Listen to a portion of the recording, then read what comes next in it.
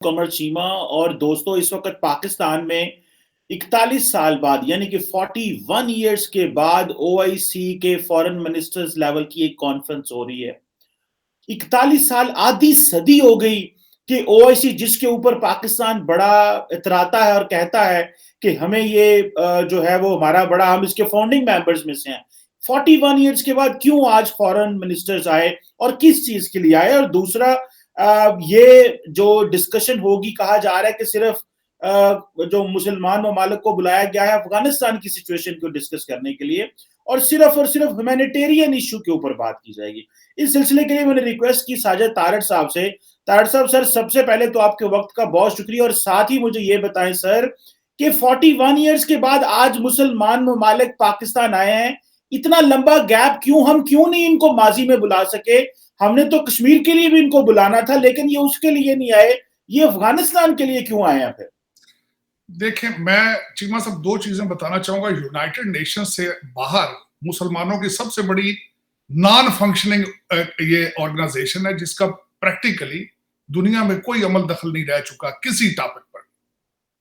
अब ये देखें कि अगर पाकिस्तान के हवाले से कश्मीर एक इशू था, उस पर इनका क्या इंटरेस्ट है। फलस्तीन एक बहुत बड़ा इशू है मुसलमानों के लिए, उसका इस पे इनका क्या इम्पैक्ट है। सीरिया के लिए ये क्या कर रहे हैं, इराक के लिए क्या कर रहे हैं। लेकिन आज जो इकट्ठे हो रहे हैं, मैं इसको ओआईसी की कॉन्फ्रेंस नहीं कहता, इसको नाम जो देने को दिल कर रहा है, इसका नाम है खैरात कॉन्फ्रेंस। और इस पे डिप्लोमेसी नहीं है, इस पे सिर्फ अल्लाह के नाम पे ये मांगेंगे पैसे अफगानिस्तान के लिए और साथ मांगेंगे कि हमें भी दे दें। देखें, यहाँ पे दो चीजें अफगानिस्तान और पाकिस्तान की जो कदरें हैं मुश्तरक हैं कि दोनों करप्शन जो है उसमें उधर से भी बड़ी बड़ी फैमिलियां बनी हैं, चाहे कारजाई फैमिली हो चाहे गनी फैमिली हो, और यहाँ पे हमारे पाकिस्तान में भी सिर्फ फैमिलियां बनती हैं, लंदन के अंदर ही सारी चीजें जाती हैं और वहीं से आती जाती हैं। तो इस वक्त प्रैक्टिकली जो आपकी स्टेट ऑफ गवर्नेंस है उसके बारे में आपको तो सारे पाकिस्तान को पता है। शबर जैदी साहब बेचारे हैं, वो रो चुके हैं। अब्दुल रजाक दाऊद साहब है, ये इकोनॉमिस्ट है, हमारे बहुत बड़े एक sincere Pakistani politician governor Sarwar साहब बेचारे रो चुके हैं। ये मैं सिर्फ उन लोगों की बात कर रहा हूँ जो पीटीआई के हैं। तो ये दर हकीकत ये उनके साथ डिप्लोमेसी की बात नहीं करेंगे, क्योंकि डिप्लोमेसी पे जो वर्ल्ड इंटरनेशनल कम्युनिटी है वो रिफ्यूज कर चुकी है कि हमें अफगानिस्तान तालिबान के ऊपर एतमाद नहीं है, हमें ये कुछ करके दिखाएंगे तो फिर हम इनके साथ चलेंगे। देखें, इस वक्त जो इशू अमेरिका का और दूसरी दुनिया का है, एक तो वुमेन राइट्स के हवाले से, और दूसरा वहां सबसे बड़ा इशू उनका चल रहा है कि इंक्लूसिव गवर्नमेंट होनी चाहिए। तो उसमें दोनों पे अफगान, और देखें इस वक्त उनके जो हकानी साहब उनके इंटीरियर मिनिस्टर हैं, वो अभी तक तो आपको पता है अमेरिका की वो दहशतगर्द लिस्ट में मौजूद है। तो अंडर गिवन सर्कमस्टांसेस पे किस मुंह से कहेंगे रिकॉग्नाइज करें। इसीलिए वो कहते हैं कि चलें रिकॉग्नाइज बाद में हो जाएगा। लेकिन यहाँ पे मैं एक थोड़ा सा इनडायरेक्ट बात करना चाहूंगा आपसे कि इस दफा ये जो डिस्कशन हो रही है, बिलखसूस इसमें आज हमारे जो पीर साहब हैं, उन्होंने, शाह साहब ने फरमाया कि अमेरिका की एंट्री हमारे लिए बहुत बड़ी फतह है, अमेरिका आ रहा है इस कॉन्फ्रेंस में। तो मैं उस हवाले से बताना चाहूंगा कि इस वक्त $9 बिलियन जो ये मिलके सारे मांगना चाहते हैं अमेरिका से, इसके पीछे एक लीगल एक उसमें ग्लिच है। वो ये है, मैं आपको थोड़ा सा पीछे ले जाना चाहूंगा कि जब कम्युनिस्ट पार्टी चाइना में आई थी तो उस वक्त भी इनके पैसे चाइना के अमेरिका में पड़े थे, तो वो उनको रिकॉग्नाइज किए बगैर उनको वो दे नहीं सकते थे। इसका प्रेसिडेंट मौजूद है। अगर आज अमेरिका उनको $9 बिलियन रिलीज करता है तो इसका इनडायरेक्ट मतलब ये है कि वो तालिबान को रिकॉग्नाइज कर रहे हैं, इस पार्टी को। तो वो एक उसमें एक तो वो कानूनी ग्लिच है। दूसरा, दोनों ममालिक के अंदर अफगानिस्तान और पाकिस्तान में दूसरी सबसे ज्यादा करप्शन के बाद जो मुश्तरका एक चीज कॉमन है, वो लैक ऑफ एतबार, लैक ऑफ कॉन्फिडेंस है कि ये पैसा बना के तो रजीम चेंज करते हैं, डबल गेम खेलते हैं। इस वक्त पाकिस्तान के ऊपर भी यही इशू है, अफगानिस्तान के ऊपर भी सबसे बड़ा इशू इस वक्त एतमाद का है, कॉन्फिडेंस का है। तो ये आपकी कदरें मुश्तरक हों तो तभी आप इकट्ठे बैठते हैं। जो मेरी इंफॉर्मेशन के हिसाब से चीमा साहब, इस वक्त यहां तक बात पहुंच चुकी है कि तालिबान धमकियां दे रहे हैं पाकिस्तान को कि हमारा केस दुनिया के सामने पुट अप करो, और उनका तहरीके लबैक पाकिस्तान के हवाले से उनका हाथ ऊपर है। और उस पे मेरी नजर से वो ये है कि वो पाकिस्तान को ब्लैकमेल कर रहे हैं कि आप हमारा आवाज उठाओ, हमें पैसे लेकर दो। और आपको पता होगा कि यहाँ से कुछ इमदाद भी जा रही है। मेरे ख्याल में जो दूसरा नाम इस कॉन्फ्रेंस को मैं देना चाहूंगा, ये पाकिस्तान के अंदर डॉलर को स्टेबल करने का भी एक मेरे ख्याल में प्रोग्राम है करंट गवर्नमेंट का, क्योंकि इस वक्त सबसे ज्यादा डॉलर आपके ड्रेन होकर अफगानिस्तान जा रहे हैं। तो इस कॉन्फ्रेंस के अंदर आप मुझे ये बताएं ना, कहते हैं कि बेगानी शादी में अब्दुल्ला दीवाना, आपके अपने हालात घर के ठीक नहीं है, आपके इकोनॉमिस्ट, पीटीआई के इकोनॉमिस्ट कह रहे हैं कि हम बैंकरप्ट हो चुके हैं, और आप कहते हैं जी तालिबान को पैसे दो। आपके अपने हालात क्या है? लोड शेडिंग शुरू हो चुकी है, गैस आपकी मिल नहीं रही है, आपके अंदर हालात आप देखेंगे क्या से क्या हो रहा है। और आप बार बार देखें, इस वक्त खान साहब कहते हैं हर अपनी कैबिनेट की मीटिंग में अपने जो वुज़रा हैं, अपनी जमाती पार्टी को कहते हैं कि बाहर जाके लोगों को बताओ कि जी महंगाई कोई नहीं है, पाकिस्तान सस्ता तरीन मुल्क है। तो ये अगर आपका इंटरनल आप क्या समझते हैं, बातें बाहर नहीं निकलती। आप इस वक्त मैंने जो देखा कि अगले दिन नवाज शरीफ साहब से जो मुलाकातें हो रही हैं, आपके कितने पीटीआई के एमएनए जो है वो लाइन में लग के बैठे हैं, वो गारंटी चाहते हैं नवाज लीग के वो उनको टिकट की गारंटी दें, तो वो छोड़ के आ जाते हैं अभी। तो ये एक असल वजह ये है कि इस वक्त जो करंट जो हुकूमत, कोई भी नून लीग और पीपल्स पार्टी इस गंद को अपने जिम्मे लेना नहीं चाहते। उनको पता है कि ये महंगाई और करप्शन हम रोक नहीं सकेंगे, और इनको अच्छा है 5 साल ये इस तरीके से होके जाए। और जिस तरह मैंने आपको पहले बताया था कि ये जो हमारे इस वक्त पीटीआई की लीडरशिप में कई लोग ऐसे आए हैं जिनको अपने मोहल्ले की किराने की दुकानों वाले गोल्ड लीफ की डब्बी नहीं उधारी देते। तो वो इस वक्त उनको पता है कि उन्होंने वन वे टिकट पे जाना है, उन्होंने इस वक्त वन वे, दूसरे पीपल्स पार्टी और नून लीग वाले रिटर्न टिकट पे जाते थे। हमारे इस वक्त जो बच्चे हैं पीटीआई के, वो बच्चे वन वे टिकट पे जाएंगे, वो उनके वापसी की गलती, उनको उनकी वापसी का कोई गुंजाइश नहीं है। और उनको पता है, उनको मालूम है कि हमारी वापसी नहीं होगी, हम ऐसा करके जाएं कि वापसी पे हमें आने की जरूरत ही ना पड़े। वो इस तरीके से सफाई कर रहे हैं। मैंने आपको बताया कि इस वक्त पाकिस्तान में करप्शन, अब मैं छोटा सा, मुझे लोग अक्सर कहते हैं कोई दलील के साथ बात करनी, क्योंकि आई एम अ लॉयर, मैं हमेशा किसी रेफरेंस के साथ बात करना पसंद करता हूं। आपको पता है चीमा साहब, आपके पिछले 73 साल में आपके 30 खरब थे आपके कर्जे, और इन 3-3.5 सालों में आपके 20 खरब और उसमें इंक्रीज हुए। तो आप मुझे ये बताएं कि वो किधर जा रहे हैं, और आपका प्याला खैरात मांगने वाला अभी फिर खाली। या तो फिर लोगों को कन्विंस करें ना कि देखें नहीं जी, हम फलां जगह चल रही, हमने नलके बहुत ज्यादा लगा दिए पाकिस्तान में, सारा पैसा उधर चला गया। या तो ये बता दें, या बताएं कि देखिए जी हमने स्कूल बहुत ज्यादा खोल दिए थे, या कि जी अस्पताल बहुत ज्यादा बना दिए थे, पैसा सारा उधर चला गया। हाँ, ये है कि अभी आपके जो गुजरा है, आपके जो है लोग करोड़ों में नहीं अरबों में इस वक्त लग रहा है काम चल रहा है। इस वक्त आपकी मार्केट गर्म है दुबई और लंदन के अंदर।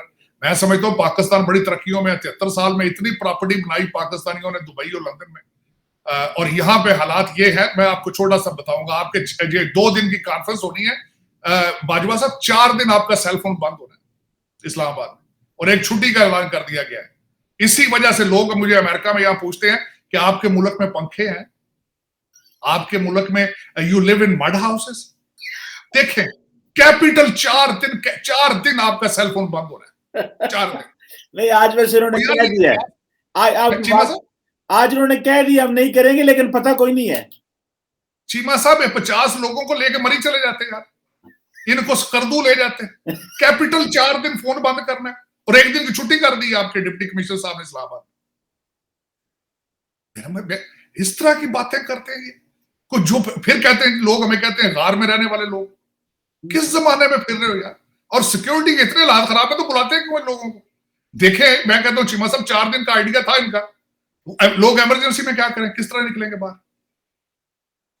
लोग अपने मरीजों को लेकर अस्पतालों में किस तरह जाएंगे? नाउज़ुबिल्लाह, मेरे भाई ऐसी बातें करते। तभी तो अमेरिकन जब इस तरह की चीजें देखते हो, हमें पूछते हैं, do you have fan in your home, do you have running water, you have restrooms, you live in mud houses. हैरानगी वाली बात। अमेरिकी तो कोई पूछने वाला नहीं चीमा साहब, कोई पूछने वाला नहीं है, कोई अकाउंटेबिलिटी नहीं है, कोई सवालों जवाब नहीं है। जिसके वो कहते हैं पाँव के नीचे बटेरा आ जाता है, वो कहते हैं अब बटेरे ही पकेंगे जी हमारे, अब सब्जी नहीं पकाएंगे, बटेरे। बिल्कुल सही है। अच्छा ताहिर साहब, एक बड़ा अहम सवाल है और बड़ा टेक्निकल सवाल है। देखिए इस वक्त क्वेश्चन ये है कि पाकिस्तान ओआईसी की लीडरशिप को इस्लामाबाद बुला के ये तासुर देना चाहता है कि मुस्लिम दुनिया हमारे साथ खड़ी है, एक बात। दूसरा ये कोई और इस तरह का डिप्लोमेटिक या मल्टीलैटरल फोरम मौजूद नहीं था जहां पाकिस्तान अपनी आवाज को ऊपर उठा सके।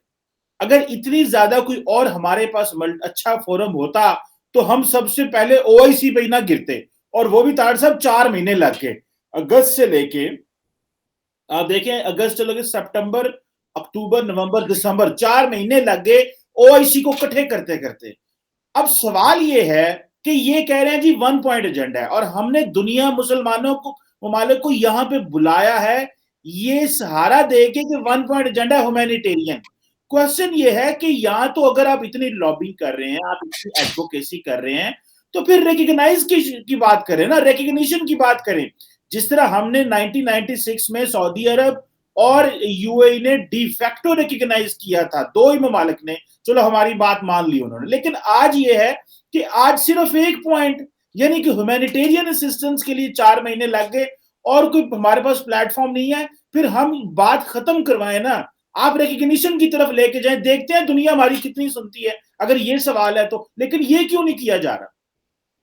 चीमा साहब ये बड़े स्मार्ट है, स्मार्ट बड़े तेज हैं। इनको आपका कौमी तराना चेंज हो गया ऑलमोस्ट। आपका कौमी तराना अब ये है, मेरे नोट वहात मेरा मूड बने। अब वो बात ये है कि ये जो जिन लोगों को कॉन्फ्रेंस में बुलाया है, चीमा साहब जरा खुद सोचे, गौर से सोचे। ह्यूमैनिटेरियन एड आज अफगानिस्तान में इनको चाहिए। सीरिया में ह्यूमैनिटेरियन के क्या हालात है वहां पे? मुझे ये बताएं, बर्मीज के क्या हालात हैं? रोहिंग्या मुसलमानों के क्या हालात हैं? कश्मीर के क्या हालात हैं? इस ओआईसी की क्या इफेक्टिवनेस है दुनिया में? सिर्फ सऊदी एजेंडे के आसपास घूमती है ओआईसी, उसके अलावा कुछ भी नहीं है। और उस सारा अमेरिका का एजेंडा है। सऊदी अरेबिया आप यही समझे कि अमेरिका की एक स्टेट है, या तो आप डिसएग्री करें इससे। हमारे डोनाल्ड ट्रंप साहब ने जाके कहा था कि you can not survive more than 7 days without our protection. तो फिर उन्हीं की स्टेट हो सकती है ना, ये उन्हीं के एजेंडे पे चलेंगे ना वो ओआईसी वाले। सऊदी सारा उस पर गेम करते हैं। तो मैंने तो सारा 5 मिनट में बता दिया कि इसकी वैल्यू क्या है ओआईसी। मुझे ट्रंप साहब, आपके सदर साहब ने कहा था, king you have the money. और दूसरी एक बात जो मुझे ट्रंप साहब ने बताई थी, मैं अब क्या वो बताऊं, वो और बड़ा लतीफा था। डोनाल्ड ट्रंप साहब बड़ा अच्छी सेंस ऑफ ह्यूमर रखते थे। जब उन्होंने जब सऊदी अरेबिया के दौरे से वापस आए थे, तो मैं एक दफा मिला उनसे, तो उन्होंने बड़ा सार्केस्टिकली कई चीजें मुझे बताई। उसने कहा कि your Muslim brothers, I met them and what I told the top regime there. लेकिन ये बात ये मैं बता रहा हूं कि ये इसकी इफेक्टिवनेस क्या है ओआईसी इनमें से। अच्छा देखें, वो मैंने इस तरह बताया, इनको आप जो हमारी करंट एडमिनिस्ट्रेशन आपकी पीटीआई की है, वो इनको डॉलर नजर आते हैं। ये फॉरेन मिनिस्टर नहीं आ रहे, ये उनको डॉलर नजर आते हैं। ये इनको मंगा के डॉलर मांगना चाहते हैं, और कुछ भी नहीं है। कोई रिकग्निशन हो ना हो, तालिबान मरे खपे, उनको भी डॉलर चाहिए, इनको भी डॉलर चाहिए। कॉमन चीज है। और दोनों करप्ट हैं, तालिबान भी करप्ट है, ये भी करप्ट है। देखिए वहां पे अफगानिस्तान में, मुझे ये बताएं, मैं छोटा सा क्वेश्चन करूंगा। इस वक्त वहां पे पापी ग्रोथ जो है वो पीक पर है, और सारे उसको जो ग्रो करने वाले सारे हाजी। वो कहते हैं कि हर बंदा नमाजें 5 नहीं पढ़ते, नमाजें तो 6 पढ़ते, तहज्जुद भी पढ़ते सारे, साथ ही पापी ग्रो कर रहे। और वो ये करप्शन, आपको पता है कि पिछली जो दफा तालिबान जब आए थे, तो हर 10 मील बाद तो एक वॉरलॉर्ड अपना टैक्स लेता था सड़क पे बैठ के। और जिस तरीके से अमेरिकन गए हैं, ये हर वॉरलॉर्ड को पैसे देते थे, और हर वॉरलॉर्ड हाजी अलहाज। तो ये दोनों कंट्रीज के अंदर जो कॉमन चीज है वो करप्शन है, और वो बोन मैरो में जा चुकी है। ये सिर्फ यहाँ पे ये मैंने इसको कहा खैरात कॉन्फ्रेंस हो रही है, और यहाँ पे हमारे लोगों ने कहना अल्लाह के नाम पर कोई $2 उन्हें दें तो $1 हमें दे जाए, सिर्फ इसके अलावा कुछ भी नहीं इसका। और अफसोस के साथ है, फॉरेन पॉलिसी इस ओआईसी, आप कह रहे हैं ना 1 पॉइंट एजेंडा है, तो बिल्कुल 1 पॉइंट एजेंडा पैसा। दूसरा डिप्लोमेसी तो बात ही नहीं होगी, डिप्लोमेसी पे तो बात करना ही नहीं चाहते। और खूबसूरती ये है कि करंट एडमिनिस्ट्रेशन कि स्पेशलिटी भी यही है। शौकत खानम हॉस्पिटल के पैसे मांग मांग के, यूनिवर्सिटियों के मांग मांग के ये समझते हैं कि हमारी बेस्ट स्किल जो है पैसा मांगना है। अब देखें वो किस तरीके से मांगते हैं। पहले तो अल्लाह ताला, मैं कहता हूँ जन्नत दे, हमारे नुसरत फजल इकबाल साहब होते थे, वो खान साहब के साथ हर जगह जाते थे, क्वाली करते थे। अब इस वक्त पता नहीं ये आ रहे हैं तो क्वाली कौन करेगा, लेकिन मकसद तो पैसा मांगना है ना। आपने तो खुद बता दिया कि वन एजेंडा चीज है उनकी। Diplomacy is not part of the discussion, क्योंकि उसकी वजह यह है कि OIC hasn't performed anything, hasn't delivered anything yet for Islamic countries, period.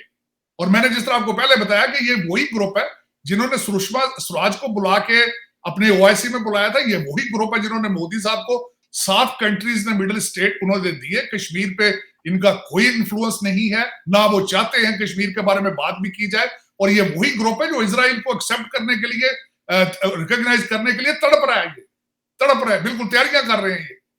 और मेरा मकसद है कि इसका यहाँ पे आना, आप क्या समझते हैं को डिलीवर करके जाएंगे? वो ना डिलीवर करेंगे और हमारे ना डिलीवर करवाना चाहते हैं, क्योंकि पैसा मांगना चाहते हैं, वो मांगेंगे उनसे। अब देखें, लेकिन ये कि मेरे ख्याल में इस वक्त जो आपकी पाकिस्तान के हालात हैं वो मुझे कोई अच्छे लग नहीं रहे हैं। और जिस तरीके से मेरी आज की इंफॉर्मेशन के हिसाब से आपकी शहबाज शरीफ साहब is very active in Pakistan meetings, और मेरे ख्याल से कई चीजों में उनकी बातचीत हो भी चुकी है। और मेरे ख्याल में खान साहब को ये ओआईसी को ज्यादा सपोर्ट नहीं कर पाएगी। मेरा this is what my prediction is. Things are changing rapidly, और उसका पाकिस्तान पे पता नहीं कोई असर होगा नहीं होगा। जो चेंज आएगी, मैंने आपको बताया था कि ये 73 साल का गंध है ये, और डिपेंड करता है कि लोग सीरियस कितने हैं। ये पिछली जो बदनामी कह रहा हूं, तब्दीली सरकार थी, इसमें तो बजाय तब्दीली के बल्कि सख्ती आई है, क्योंकि आपके जब तक वो कहते हैं कलेक्टिव थॉट प्रोसेस चेंज नहीं होगा, आपके डिसीजन मेकर जब तक सीरियस नहीं होंगे, जब तक वो अपने बच्चे पाकिस्तान में नहीं पालेंगे। जिस तरह आपने अगले दिन, मैं बल्कि आपके वीलॉग सुन रहा था चीमा साहब, अफसोस की बात है कि आपके एक एमएनए साहब अपने सर दर्द का इलाज कराने के लिए फ्रांस गए हैं। तो आप यही अंदाजा लगा लें कि आपके पाकिस्तान के क्या हालात। कुछ लोग मिडिल क्लास जो है फकीर हो चुकी है, और अपर क्लास जो है करोड़ों में नहीं अरबों में है। उनको सर दर्द हो तो फ्रांस चले जाते, अंदाजा लगे। अरे तार साहब, ये जो जितने अरबी मुल्क हैं ज्यादातर, ये तो अमेरिका को देखते हैं when it comes to Afghanistan और उधर। तो मेरा नहीं ख्याल कि अगर फॉर एग्जांपल देखें, माजी में ये था कि 75% जो अफगानिस्तान का टोटल बजट का 75% अमेरिका या इत्तेहादी फौजें देती थी, अब इत्तेहादी ममालिक देते थे। अब तारड़ साहब ये कितना को पैसा देंगे? वो पैसा तो कवर, देखें एड एजेंसीज या बाहर के ममालिक किसी के घर का बजट नहीं चला सकते। आज पाकिस्तान का अगर 8 ट्रिलियन का बजट है तो वो बाहर के मुल्क नहीं चला सकते, वो इंटरनली चलाना पड़ता है। तो ये जिस तरह अरबी ममालिक खास करके, फिर उनकी आपस में लड़ाइयां, फिर कतर का रोल ज्यादा आगे हो गया है। यूएई अमाराती जो है वो चाहते हैं हम आउट हुए हैं, सऊदीज बिल्कुल आउट हुए हैं। तो ये, और दूसरा ये देखते भी अमेरिका की तरफ है। तो आप क्या समझते हैं ये किस तरह का लेआउट निकलेगा? क्या कोई पैसा इकट्ठा होगा, या कि इसी तरह ही बस आए हैं और चले जाएंगे, और थोड़ा बहुत ठीक है 1, 2, 3, 4 अरब डॉलर दे देंगे, ज्यादा से ज्यादा इतना ही देंगे, और क्या देंगे? और वो भी आपको पता है गरीब ममालिक में पैसा ट्रांसफर करने का भी बड़ा मसला है। बीच में एजेंसीज होती हैं, ग्रुप होते हैं, नॉन स्टेट एक्टर होते हैं, वो पैसा बीच में खा जाते हैं, अवाम तक पहुंचते पहुंचते कुछ भी नहीं रहता। तो इसकी जो ओवरऑल पिक्चर है वो आपको कोई मुस्बत नजर आ रही है, या कैसे देखते हैं इसको? चीमा साहब, मैं एक चीज तो आपको बताऊं कि यूनाइटेड नेशंस ने $20 मिलियन पर वीक का देना शुरू कर रखा है Afghanistan. $20 million per week United Nation is giving them till the March 2022। दूसरा, मैंने आपको जिस तरह बताया था कि ट्रस्ट फैक्टर के जो भी यूरोपियन यूनियन, मैंने जो पिछले यूरोपियन यूनियन ने पैसे दिए थे, उन्होंने कहा था हम आपके तालिबान के हाथ में नहीं देंगे, हम डायरेक्ट हमारे लोग जाके लोगों तो पीपल टू पीपल करेंगे, पीपल लोगों तक पहुंचाएंगे, क्योंकि उन्हें भी ट्रस्ट फैक्टर है। मैंने जिस तरह बताया है कि इस वक्त पाकिस्तान और अफगानिस्तान दोनों को मेजर इशू जो है वो ट्रस्ट फैक्टर है। तो उसमें आके मेरे ख्याल में ये इनकी नेगोशिएशन चल रही है दोहा में। कतर अब उनके साथ डायरेक्ट बातें, Qatar is protecting American interest और American they are talking to them directly. ऐसी बात नहीं है कि उनसे बात नहीं हो रही, लेकिन इस वक्त 2-4 चीजें जो उस रीजन में हो रही हैं उनमें अमेरिका अपनी एश्योरेंसेस चाहता है। पिछले दिनों जो आप शी चिंग ने पुतिन साहब से बात की है, उसमें कई चीजें सामने आई हैं, डिस्कस हो रही हैं। तो उसमें कंसर्न है सारा आपका इंडो पैसिफिक का, और कई चीजें ऐसी सामने आ रही हैं ताइवान के हवाले से। तो अमेरिका थोड़े प्रिकॉशन ले रहा है। और दूसरा ये है कि इस वक्त अमेरिका के अंदर बराक ओबामा की फॉरेन पॉलिसी चल रही है, वही वापस आ चुकी है, क्योंकि टोनी बिल्किन वाज हिज एडवाइजर। तो उनकी फॉरेन पॉलिसी वीक थी उसमें, क्योंकि अपोलोजेटिक थे वो। उन्होंने 8 साल जब भी बाहर जाते थे अपनी स्पीच अपोलॉजी से शुरू करते थे। वो बिल्कुल फोकस उनका डोमेस्टिक सोशलिज्म था, एजेंडा था ओबामा साहब का। और इस वक्त भी सारे वो कहते हैं ना, shots are being called from his camp. हमारा जो करंट एडमिनिस्ट्रेशन है, एक तो हमारे बाइडेन साहब बेचारे डिमेंशिया के मरीज हैं, दूसरा कैमला हैरिस इज वीक, और तीसरी बात है कि आधे कंट्री उनको पूरी वोट ऑफ कॉन्फिडेंस कंट्री के अंदर हासिल नहीं है। पॉपुलैरिटी 30% है। कोविड अभी देख लें, आपका ओमिक्रॉन उनके कंट्रोल में नहीं आ रहा है। हमारी इकोनॉमी आउट ऑफ कंट्रोल है, अनएम्प्लॉयमेंट आउट ऑफ कंट्रोल है, बॉर्डर खुले हैं, इमिग्रेशन इश्यूज हैं। तो वो फॉरेन पॉलिसी पे तवज्जो नहीं दे पा रहे। और दूसरा, डेमोक्रेट पार्टी का foreign policy part of mandate भी नहीं होता। पेंटागन को स्ट्रॉन्ग करता है हमेशा रिपब्लिकन पार्टी या रिपब्लिकन प्रेसिडेंट, तो उस पे फॉरेन पॉलिसी पे तवज्जो दी जाती है। तो ये इसी का फायदा उठा रहे हैं इस वक्त चाइना और रशिया। और उसके बाद अफगानिस्तान का भी हल इसीलिए जल्दी सामने नहीं आ रहा, क्योंकि इस वक्त जो डेमोक्रेट पार्टी है, उनकी foreign policy is not on the top agenda. उसी वजह से अगर रिपब्लिकन प्रेसिडेंट होता, अगर पेंटागन इन्वॉल्व होता, तो इसका हल अभी तक निकल जाना चाहिए था। इस पे अफगानिस्तान के तालिबान का रिकग्निशन की तरफ जाना चाहिए था मूड। लेकिन सिर्फ अमेरिका की weak foreign policy, weak administration की वजह से सोल्यूशन नहीं आ रहा। उनसे जिस तरीके से यहां से निकले हैं, वो वही बदनामी और चीजें, और उनके अपने एलाइज अब उन पर ट्रस्ट नहीं करते। और उनका टोटल वो कहते हैं इस वक्त focus is Pacific, Indo Pacific है। उस पे वो ग्रुपिंग पे लगे हैं, कोशिश कर रहे हैं। बल्कि ये जो समिट थी, ये डेमोक्रेसी, ये भी उसी का प्रोपेगेंडा टूल था एक, कि हम रशिया और चाइना को सिग्नल दें कि we are still international, we are still super power. लेकिन उनको ये बावर कराने में बड़ी दुश्वारी आ रही है। आपने देखा है कि आपके सी पैक के मुकाबले में जो उन्होंने अपना इनिशिएटिव प्रोग्राम लॉन्च किया था, उसका कभी नहीं आपने सुना होगा कोई प्रोजेक्ट शुरू हो चुका है, उसका अगला स्टेप क्या था। वो सिर्फ अनाउंसमेंट की हद तक ही है, उसका कोई प्रैक्टिकल रोल नहीं है। इस वक्त आपकी यूरोपियन यूनियन भी कंफ्यूज है, और दूसरे जो यूएस एलाइज हैं, they are looking towards China and Russia, बिलखसूस चाइना। अमेरिका के ऊपर they are becoming non trustworthy player at the same time. Taiwan अब एक बहुत बड़ा टेस्ट है उनके लिए कि ताइवान में क्या होता है, यूक्रेन में क्या होता है। अगर अमेरिका वहां पे प्ले ना कर चुका तो वो they have to accept the number 2 position in the world. और दूसरा मैं यहाँ पे ये भी बताना चाहूंगा कि वाशिंगटन डीसी में एक ऐसा ग्रुप भी है, बड़ा स्ट्रॉन्ग ग्रुप है, जो ऑलरेडी एक चाहता है कि America should become the number 2 player, let the China rise, let the China shine. अब उसमें देखें, मैं 2 उसका हवाले देना चाहूंगा। 18 एक्सरसाइजेस की है पेंटागन ने अपनी इंटरनल, कि अगर पैसिफिक में जंग होती है, 18 की 18 एक्सरसाइजों में America last the naval battle. और दूसरा यहाँ पे रैंड कॉर्पोरेशन है, रैंड जो हमारा थिंक टैंक है, उन्होंने अपनी एक्सरसाइज की है। जब उसमें किया है तो एवरी एक्सरसाइज में America last, China has become the naval power, strong power, और फाइनेंशियली भी है स्ट्रॉन्ग। और इसमें अमेरिका इंटरनल इश्यूज है, अमेरिका के अंदर सोशलिज्म और कंजर्वेटिज्म और कई इस तरह की चीजें हैं जिसपे अमेरिकन सोसाइटी इज डिवाइडेड। बिल्कुल सर, इसमें मैंने बात करनी है, क्योंकि मैं देख रहा था कि बाइडेन एडमिनिस्ट्रेशन ने 2022 का $788 बिलियन डिफेंस बजट रखा है। लेकिन सर, मैं बस आखिरी छोटा सा सवाल आपसे करना है, और वो ये है कि अगर ओआईसी परफॉर्म नहीं कर पाता, ओआईसी कश्मीर पे परफॉर्म नहीं कर सका, अफगानिस्तान पे परफॉर्म नहीं कर सकता, ये मेरा आखिरी सवाल है आपसे तारिक साहब, क्या आप बताते हैं कि क्या कोई ऑल्टरनेट इस्लामिक ब्लॉक या ऑल्टरनेट इस्लामिक कंट्रीज का कोई ग्रुप उठ सकता है जो ओआईसी के फेलियर को चैलेंज करे, या कि आप समझते हैं अभी इतनी मुसलमानों में जान नहीं है? नहीं, मैं बिल्कुल इसमें मैं कंप्लीटली नाउमीद हूं इनसे, पाकिस्तानी इस्लामिक कंट्री से। एक लीडर उठ रहा था, Tayyab अर्दगान, he was flexing his muscles, टर्की's economy was strong, लेकिन उसको भी सजा दे दी गई है। लीरे के हालात देख लें, लीरा ट्वाइस, अपने लीरे के हालात इतने खराब हैं जिसकी हद कोई नहीं है। और अमेरिकन देखें, S-400 उन्होंने लिया, उन पे एम्बार्गो लगा, इंडिया ने लिया, उनको नहीं पूछा है अमेरिका के, ये डबल स्टैंडर्ड। और अब तक स्ट्रॉन्गेस्ट एलाइज टर्की यूएस का रहा है, अमेरिका की डबल पॉलिसी देखी, इजराइल की उनके साथ रिकग्निशन, उनके साथ डिप्लोमेटिक उनके रिलेशनशिप है टर्की की, लेकिन उसको इबरत का निशान बना दिया गया है। He was getting popular among the Islamic countries. उन्होंने जाके बर्मा में मुसलमानों के लिए बड़ा काम किया टर्की वालों ने, किसी और मुस्लिम कंट्री ने नहीं किया।